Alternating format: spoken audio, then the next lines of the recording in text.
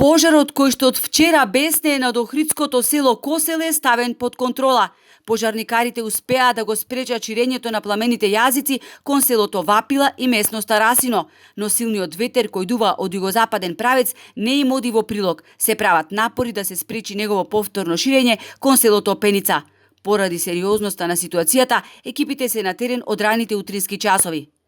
4 часот и 30 минути тука пред противпожарната единица во Охрид се собираат пожарникари од Охрид, од повеќе градови на државата, волонтери, јавни предпријатија да помогнат во гасење на огнената стихија која што бесне на планинските предели од селата Косел до Пеница. Инаку непријатна и тешка миризба се чувства и во градот, иако онаму каде што беснеат огновите е оддалечено околу 15 километри од градот. Пожарите се гаснат од копно со 3 противпожарни возила и околу 40 професионални пожарникари, како и доброволци. Моментално бесне на потегот од Косел према Опенца, селото Косел и Опенца. И се надеваме дека ќе успееме во денешниот ден да оставиме под контрола. Моментално нема опасност према куќите, насоките на движење не се натаму. Добивме апел за помош и воопшто не се колебавме дали да тргнеме кон Охрид, вели Борче Китановски од Неготино, но не има вели петмина. Пожарите ни станаа секојдневие велат. Гастевме на Серта, Свети Николи и Пехчево, раскажувајќи каков пустош оставаат зад себе пожарите. Лошо, многу убава шума изгоре.